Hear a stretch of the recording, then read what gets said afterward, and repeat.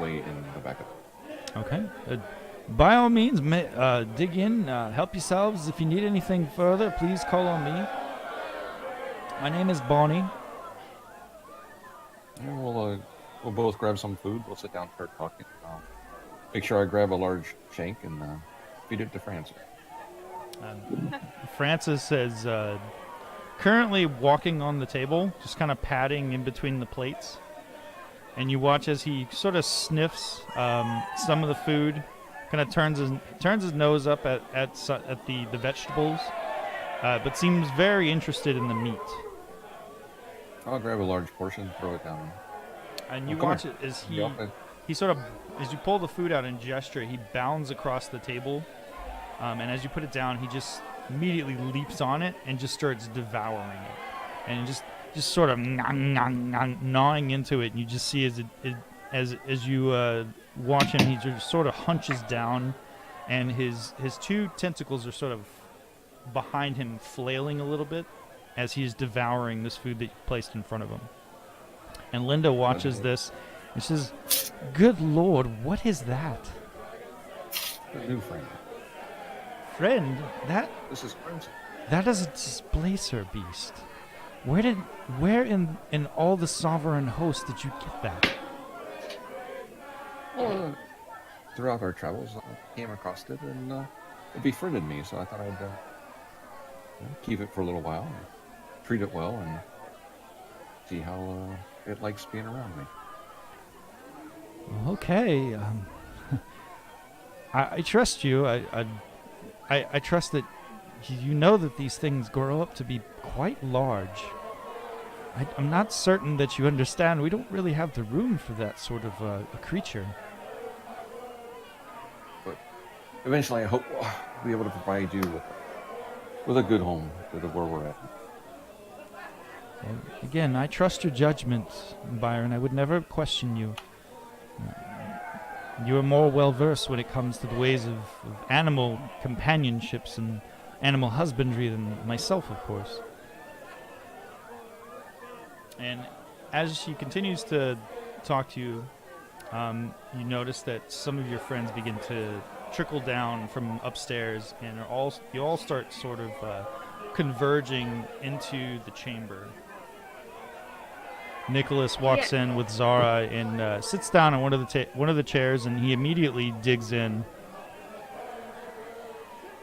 Before they actually come downstairs and they kind of open up the door, Zara is dressed in nice black pants and a new blouse. They all both look very cleaned up.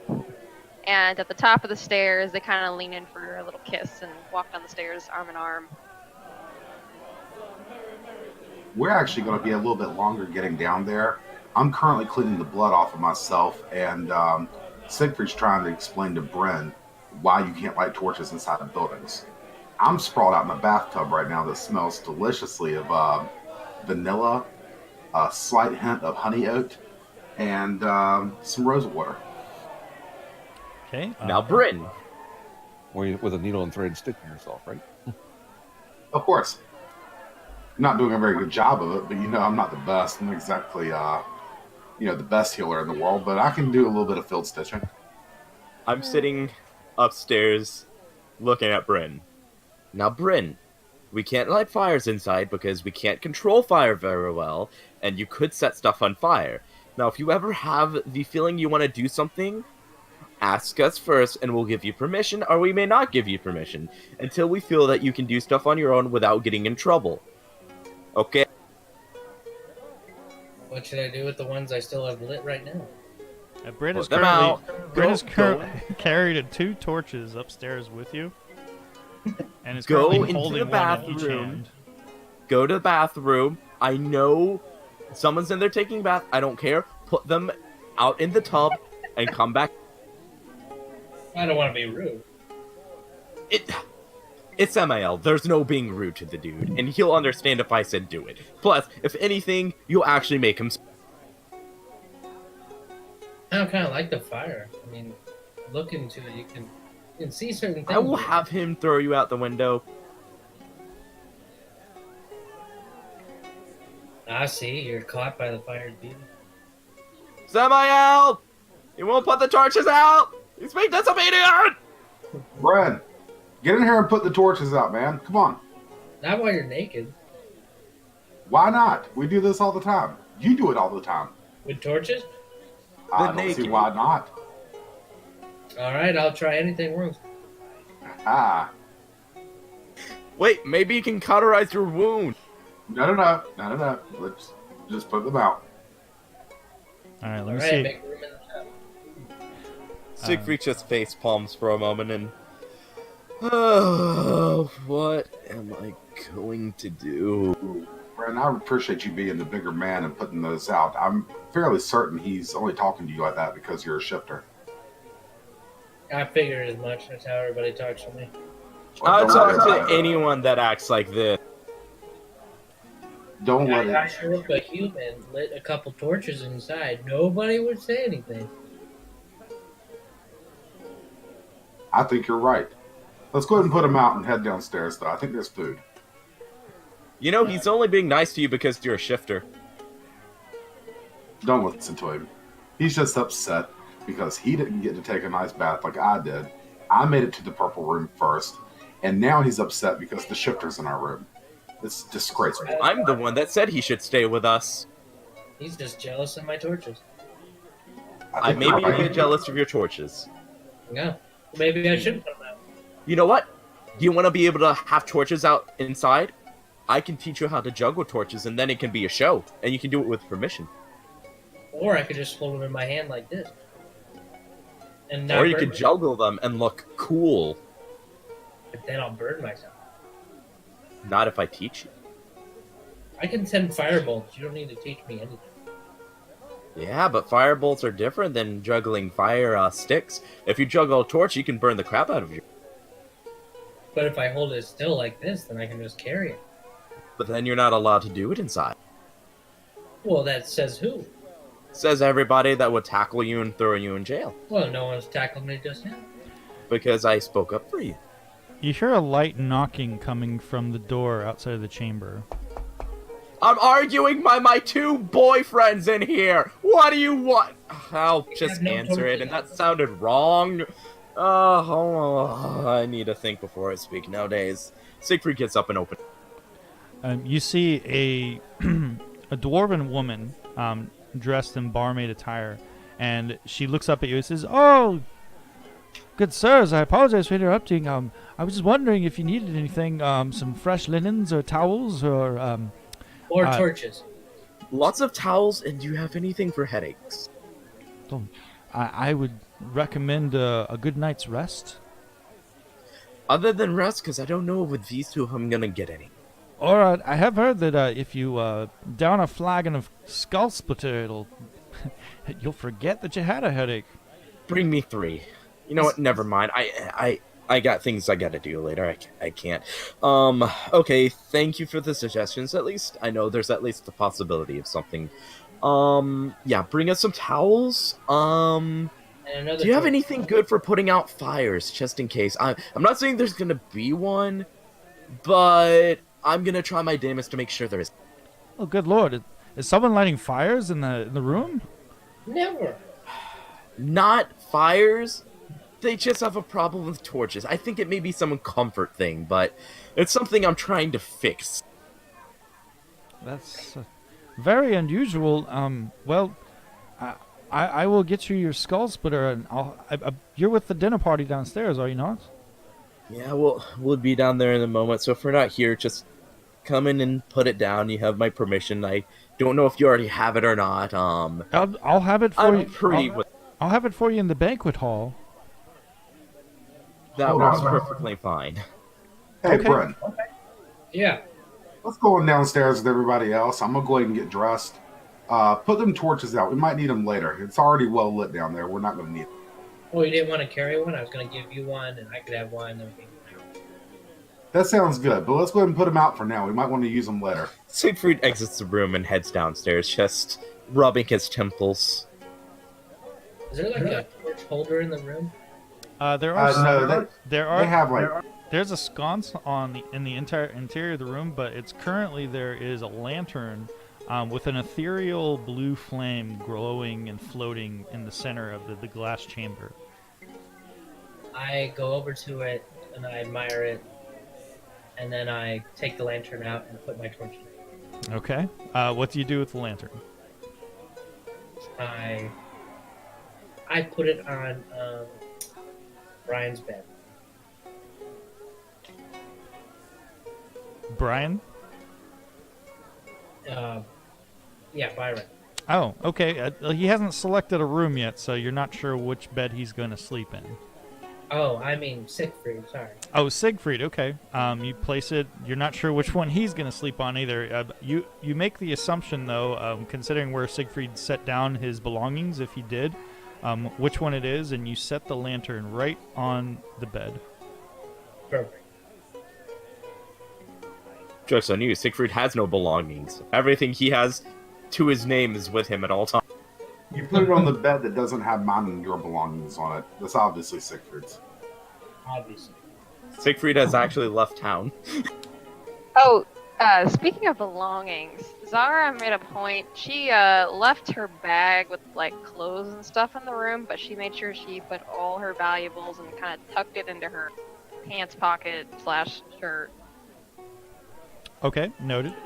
And she's still remaining on high alert. Hey, Jeremy, I got a quick question. Yes, sir. Yes, sir. From where we're at to the docks, how long of a walk/coach ride is it? Well, a sky coach ride, you'd get over there in about 20, 25 minutes.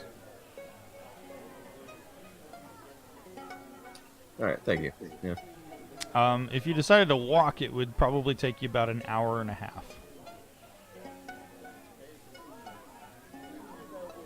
Alright, thank you. Yeah, Siegfried's heading to the banquet hall with everyone else to take a seat and eat some. I'm getting dressed and I'm headed down there as well. I'll be showing up just maybe like a couple minutes behind everybody else. And I'm going with Samael. Apparently he's going to watch me get dressed. It's cool. I don't mind. That's what I've done it before, and I think he's comfortable with it, so we're cool. Yeah, I'm okay with it. Okay. One by one, or in your case, the two of you together, you head back down to the tavern, into the chamber just off from the main. Again, you see various individuals sitting around speaking to each other. You actually see a familiar sight, Siegfried, as you head downstairs. You see an elven man that you remember seeing on the Thorpe first tower before you after you disembarked from the train, before you got back on to go into Sharn proper. The gentleman that was traveling with a large group of individuals appears to be seated with one of the individuals that you saw before, and he's speaking to the orc woman that you watched get into an altercation on the train. I kind of try to sneak over to hear what they're saying. Okay, are you trying to... in that case, I'll tell you what, roll a stealth check for me. Is Zara seeing this as well, or just Siegfried? Currently, Siegfried is the only one that can see it, because if you're within the dining hall, the doors are closed. You don't see out except for through some windows. Okay.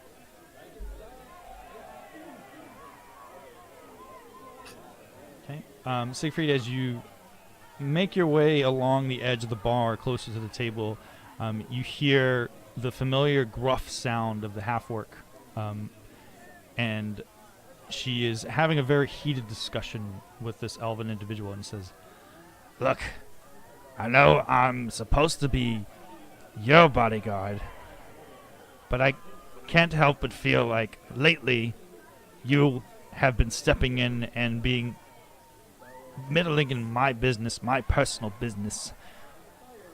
I got into a scuffle with that fool on the train earlier. I know I should have grabbed the fool and held him down, but I couldn't do anything. The blade marks were there. They wouldn't let me. They wouldn't let me get close to him. And then they removed us from the train and booted us, and I have no idea. I haven't seen him in hours. I searched all around the ward and I couldn't find him. Well, that's perfectly all right, Yagura. We've also been searching high and low. And indeed, we couldn't find him either. It's not your fault. I'm just happy to hear that you're fine and that he didn't murder you on the train. Krentz is a scoundrel. He could have killed you when he left on you. That skinny bastard. He wouldn't have killed me. He could barely scratch me. I was choking the life out of him before somebody pulled me off of him. Be that as it may, you know who he associates with. And you know that we need to find him. And as the Elven man is completing his sentence, he looks past Yagura and he sees you, Siegfried, as you're sort of sliding across the edge of the bar, and he says, hello, can I help you? Sorry, the orc woman here looks familiar. I believe Yeah, and so do you. we're on the same train. You look familiar too, friend. Where have I met you before? Where indeed? I know I recognize the orc woman, but you do look vaguely familiar yourself. I just thought I'd come over and see how she was doing after all application. It's good to see that she isn't behind bars, of course.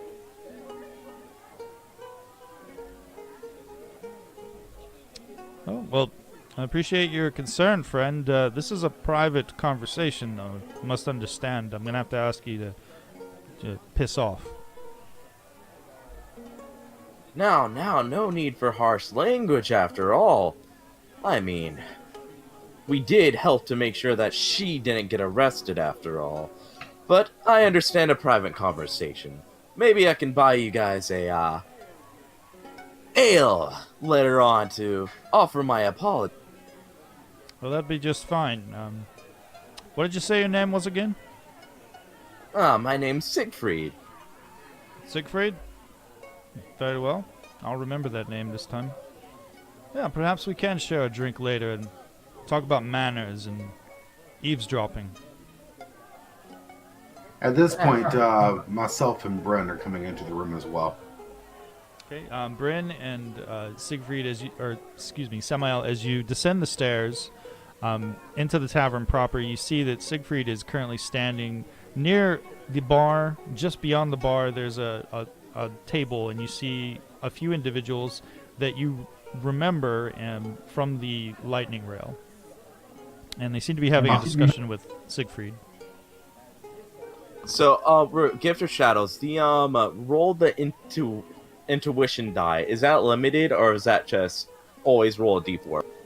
If you look on your actions tab, I believe it's on there. You can read what it says. It's just 1d4 added to performance or stealth checks. Yeah, well, in that case, then if there's no limit to how many times you can use it, then yeah, you can just do it at will. Alright, sweet. Yeah, I didn't know if that was alright. Okay, sweet. So the man looks at you, Siegfried, and he says, "I do remember you." And he looks over your shoulder towards Samael as Samael and Bryn enter into the tavern proper. He says, "And you, I remember you as well. Say, earlier today, we asked if you'd keep an eye out for us for a gentleman that we've been trying to get our hands on. I understand you encountered him on the train. You happen to possibly see him again? There's a substantial reward for, I believe it was 200 gold for the information of his whereabouts. If you can actually deliver him to us, you can secure those gold Galifars for yourself." I'm sorry, you speaking to me? Yes. Yeah, it's about that tattoo dude. But we got too distracted by the trolls attacking and killing those and throwing knives at him and walking across the train to really care. We lost sight of him, but He's a no-gooder, and I don't like his guts just looking at him. Definitely the type you can't trust, but, you know, like we said, we'll tell you if we saw him. Anyways, I got a banquet to go to. I am starved. There's a shorter humanoid. It looks like a gnome, but he has much darker and mottled skin. And he looks to you, Siegfried, and then he looks beyond you to Samael and just sort of scoffs. Oh, my. If you'll forgive us, this is a private party. We'd rather not be interrupted by you. This is a We'll private. be on our way. This is a private conversation, big fella. I'll get back. Go ahead and get back to your party then. Very well. I think we should light him as a torch. Probably Okay, so. Brian, you're taking it to... There's one thing to smack talk, there's another thing to threaten. He's gonna talk to my friends on. I get it, I appreciate it, but there's a fine line between smack talking and goofing around to actually threatening a person. We really need to teach you a bit of manners. Violence is never an actual way to solve something. Says I, but I'm sure Samael can give a counterpoint, and then you can make your own conclusion about what you want to do. The Fine. elven man reaches out and puts a hand on the shoulder of the gnome with dark skin, and he says, "Now, Schemo. There's no need to be rude. We were having a simple conversation here. I wanted to educate our friend here from the Thorpe on manners and eavesdropping. I can see that we're keeping them from their party. Let's let them get back to it." And the golden-haired man, he rises and he extends a hand. No hard feelings. Siegfried it was, yes? Siegfried smiles and takes his hand and gently shakes it. Yes, and your name was? I didn't quite catch. I am Devil Starsong. Siegfried Lockhart. I do rather like your last name. Well, indeed. It's so rare that I find myself in the presence of a bard. There's an interesting instrument that you're carrying. Might I ask, where did you acquire it? I just got it from some music store. The owner said that someone had dropped it off and just never came to pick it up, and I was interested in it and bought it off of him for a few gold. Oh, I'm curious. I've heard of instruments that have been altered by artificers before. Clearly this one is well kept for, and it looks like it is loved by whoever had it before. Wouldn't mind listening to you play a little later if you're interested, if you want to have that drink. Yes, I have actually offered and planned to play a bit later myself anyway. Well, very well, I won't keep you any further. I'm going to continue my conversation here with Yagra, and I'll let you get back to your party. Thank you very much, Yaga. Just stay out of jail. As long as you're not hurting people for no reason, stay out of jail. You seem like a nice person. And Siegfried turns and takes the... I will eat you! What, is the trash empty? Let's go. Now can we light him as a torch? Samael, she seems like you. Hard on the outside with a soft inside. But will definitely kill you if you take her off. Depends on how quickly we get to the soft inside. Let's go. Alright, Bryn, let's go eat. There's a lot of food to be had. So, Fine. as you enter into the dining hall, see a long table with a spread, meats of all kinds.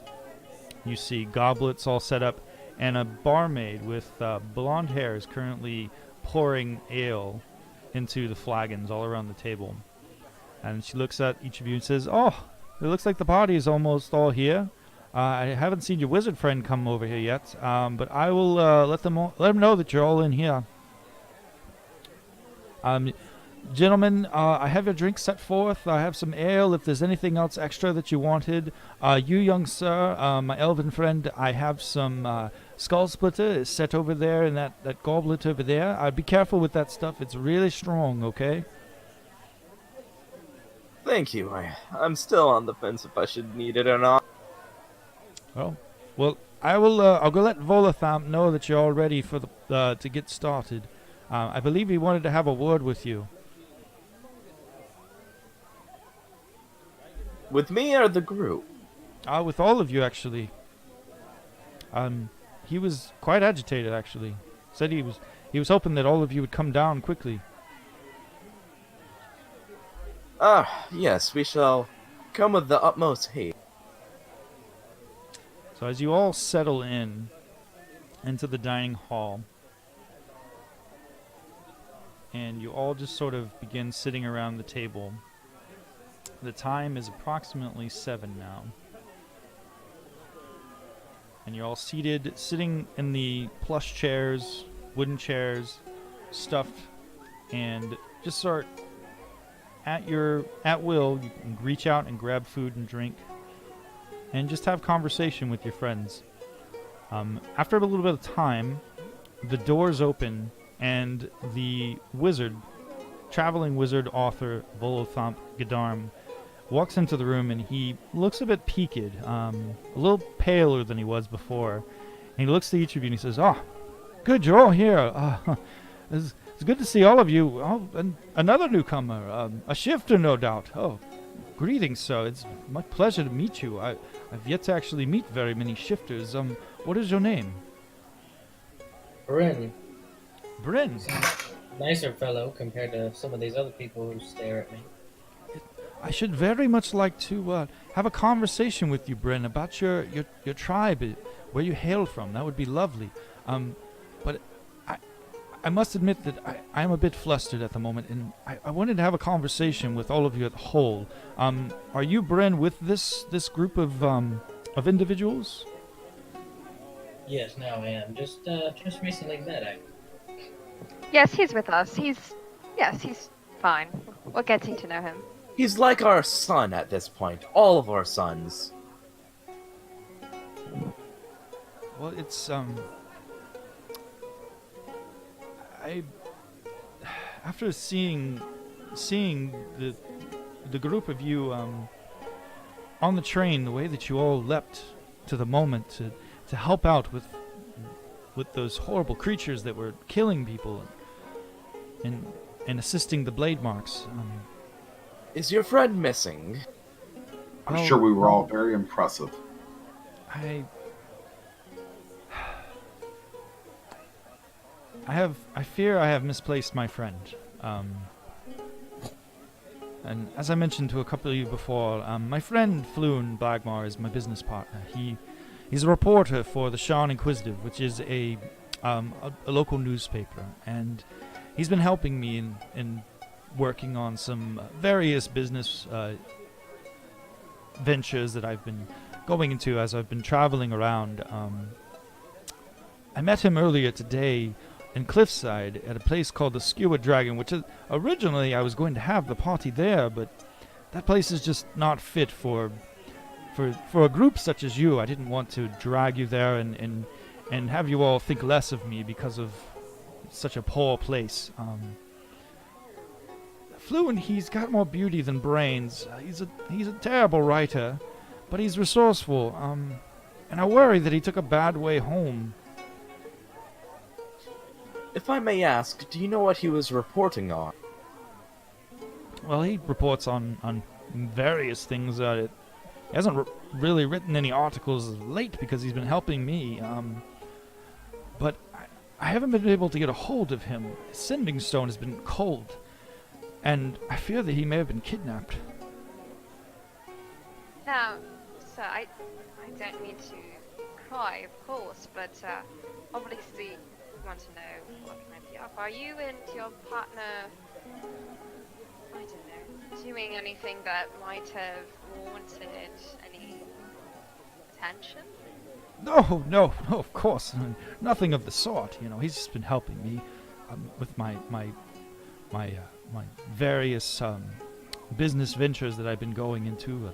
I'm, of course, in addition to being a planar traveler, I'm also an author, and I wrote a book years ago that was very popular in another plane of existence. And since I've been here in this plane, traveling around, I don't know much about this place, but there are similar things. I've been adding additions to the previous book that was released, and I've now begun research, if you will, into writing another book, one that is a bit more centered on this plane of existence.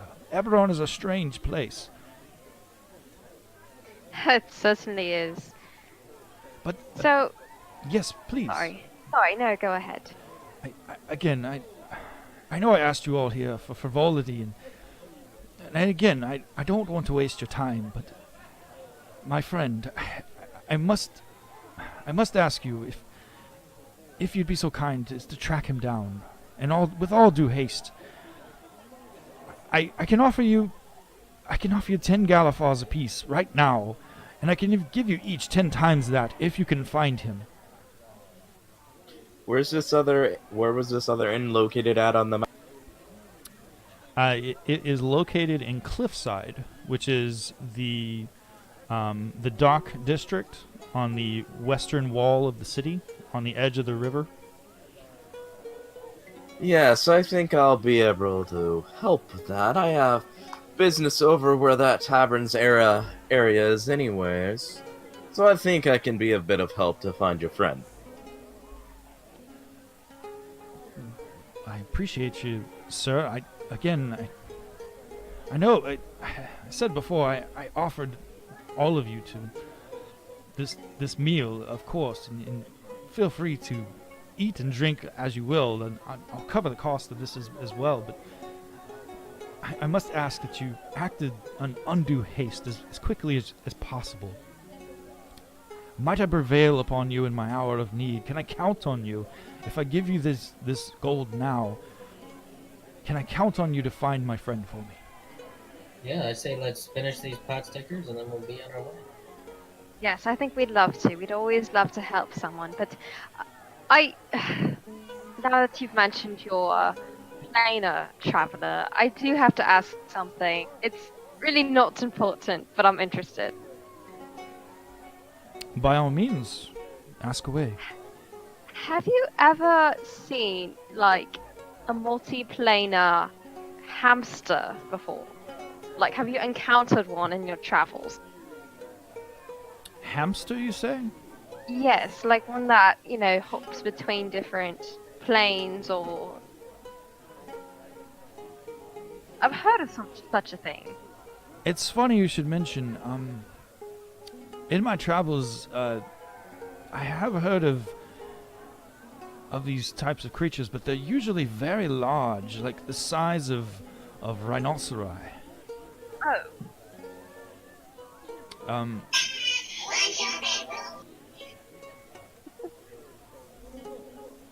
I haven't heard of one that's small. Oh, alright. Oh, that's it. Yes, we'd love to help. I want to hear more about these hamsters.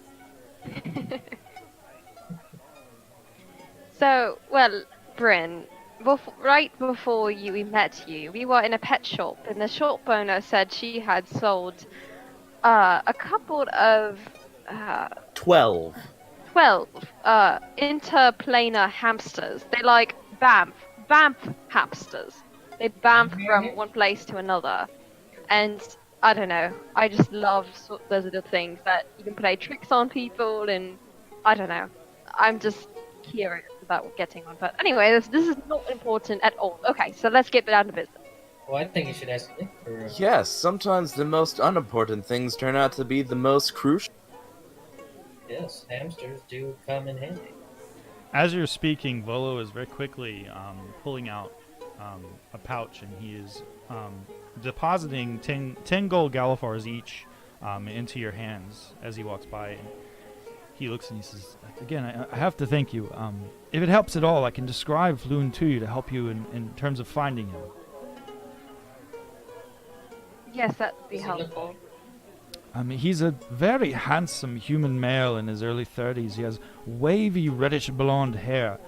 He was dressed in very princely garb.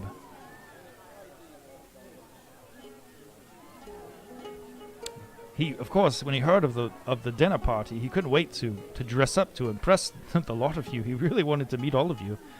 And of course, we tied a few on as we were seated at the Skewered Dragon. I would recommend checking in the Skewer Dragon first in your search.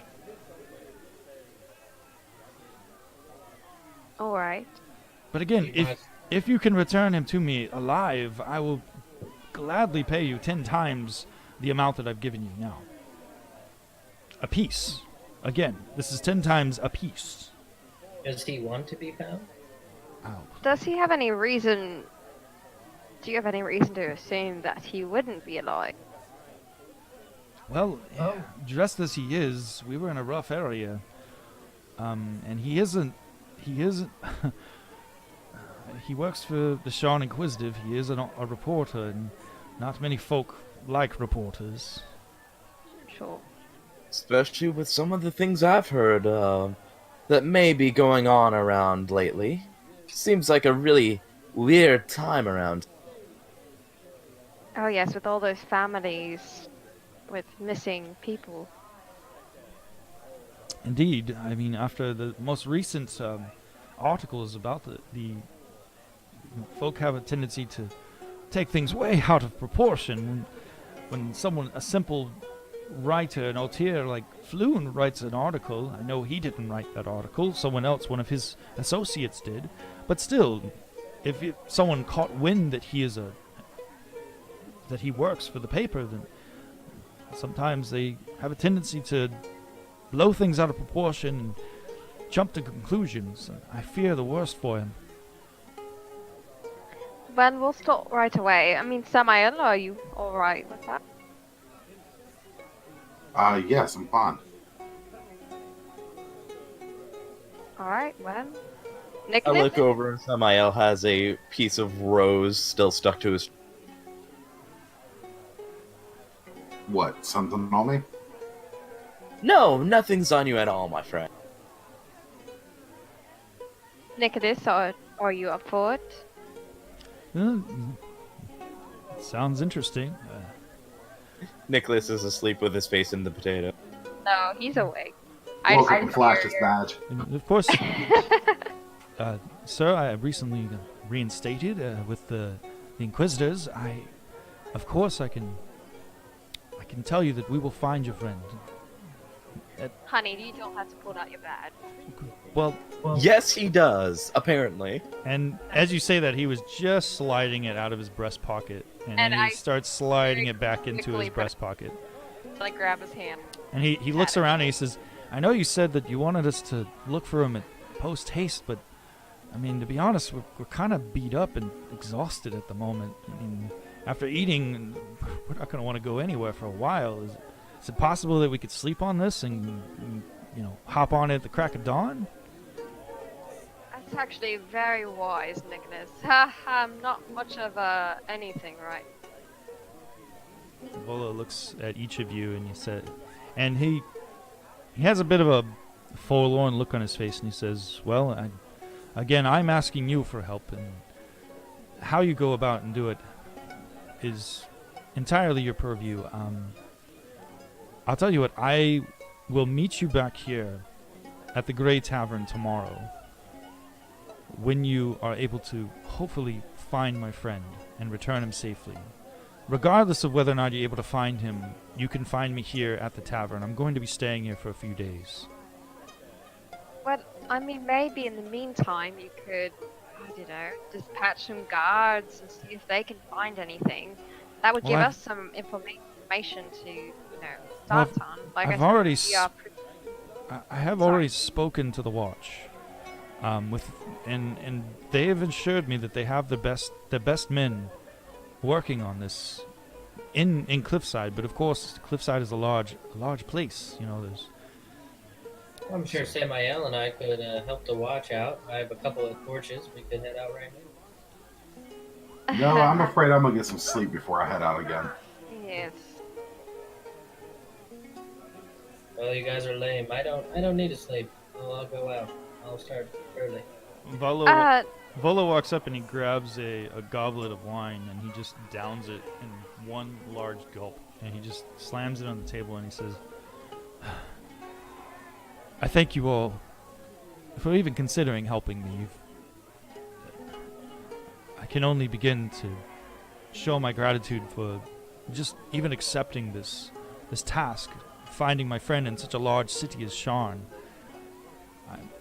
I wish you luck in your travels, and please let me know as soon as you find him. I will be waiting. I will be waiting tomorrow to hear from you.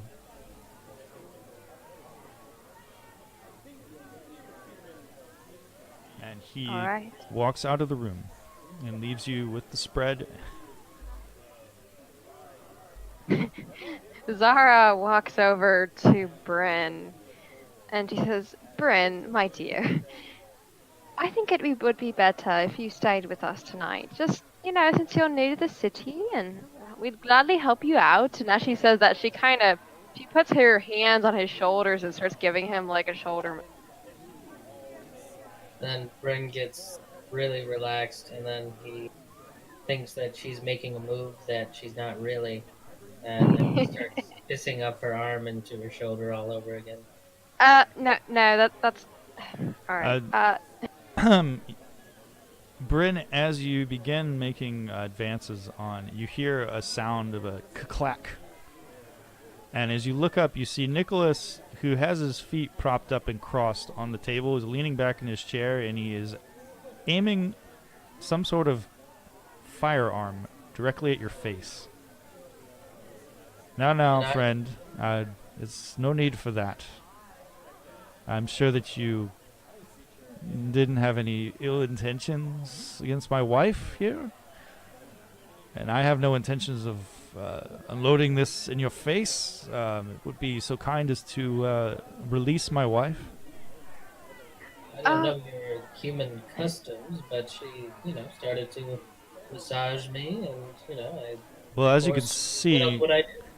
Well, as you can see, neither one of us are human, friend. Both of us are highborn. And he points to the pointy ears. Didn't see them behind your ugliness.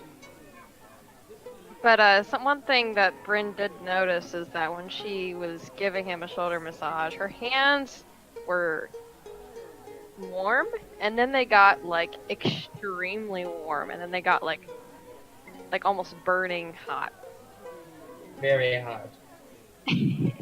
Bryn, you're currently smoking as the outer layers of hair on your arms and shoulders are now, through your robes, are being burned off from this heat that is emitting from Zara's hands.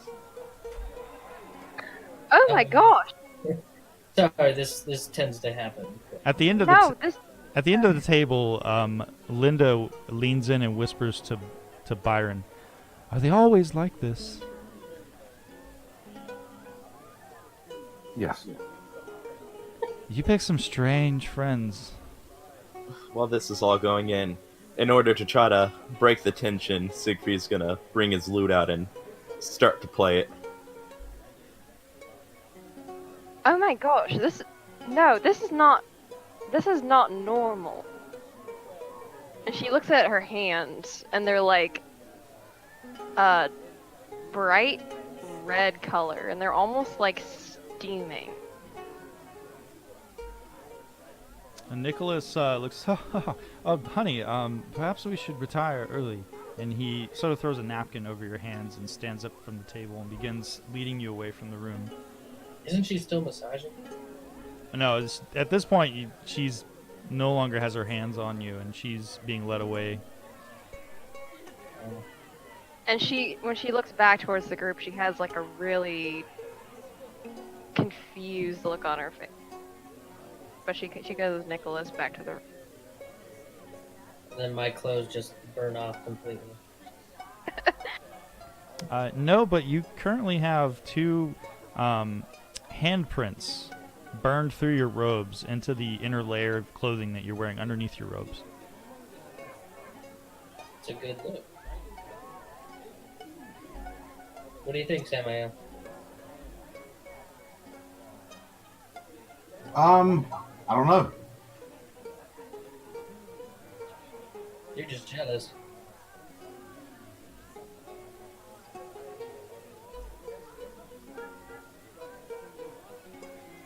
I'm not really sure. I've never seen anything like that before. Never seen a woman's hand